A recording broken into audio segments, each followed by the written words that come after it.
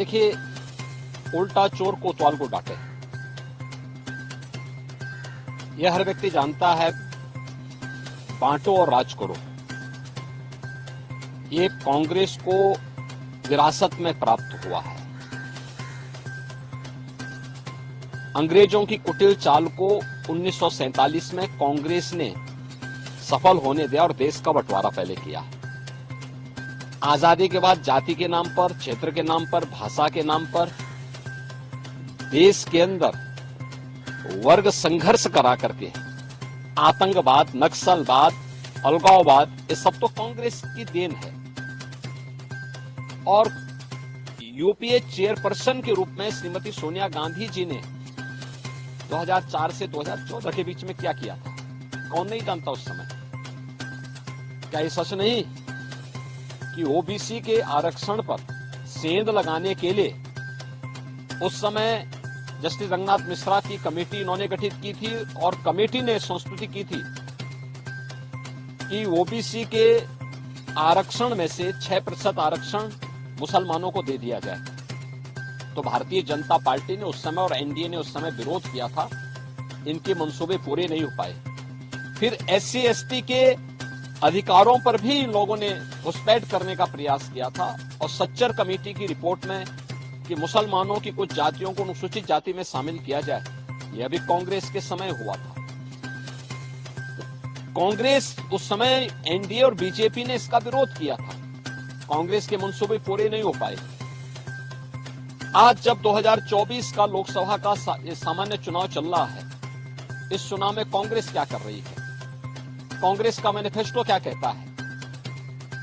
Manifesto ही विभाजनकारी है, भारत को वर्ग संघर्ष की ओर ले जाने वाला है,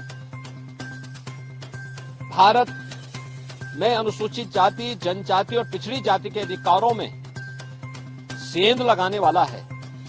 कांग्रेस के मंसूबे पूरे नहीं हो पाएंगे और कम से कम श्रीमती सोनिया गांधी जी को सच बोलने की आदत डालनी चाहिए। चुनाव के दौरान जनता की आंखों में धूल झोंक करके अब ये देश की सत्ता नहीं हथिया पाएंगे, क्योंकि पूरा देश मोदी जी के नेतृत्व में एक भारत श्रेष्ठ भारत के दर्शन कर रहा है और आत्मनिर्भर और विकसित भारत की संकल्पना को साकार करने के लिए पूरा देश मोदी जी के नेतृत्व में कार्य करने के लिए आज एकजुट होकर के दिखाई दे रहा है। कांग्रेस को इस प्रकार का सफेद झूठ नहीं बोलना चाहिए।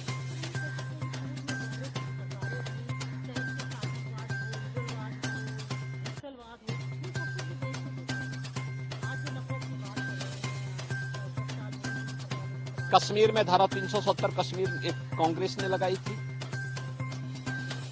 ओबीसी के आरक्षण में से कर्नाटक और आंध्र प्रदेश में सेंध लगाने का काम कांग्रेस की सरकार ने किया है। तो और ओबीसी के अधिकारों पर पूरी तरह हनन है। ये देश के अंदर जाति राजनीति को क्षेत्र और भाषाई आधार पर समाज को बांटने की कुत्सित चेष्टा कांग्रेस ने की थी।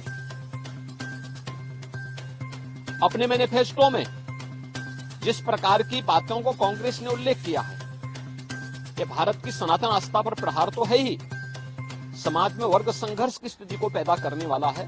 और मुझे लगता है कांग्रेस के मंसूबे भारत की जनता कभी पूरा नहीं होने देगी, क्योंकि विभाजनकारी जो राजनीति है यह किसी के हित में नहीं है। और मुझे लगता है कि आज जब विकसित भारत के लिए पूरा भारत, पूरी देश की जनता मोदी जी के नेतृत्व में संकल्पित होकर के भारतीय जनता पार्टी और एनडीए को अपना समर्थन दे रही है, उन स्थितियों में अब कांग्रेस की दाल नहीं गलने वाली।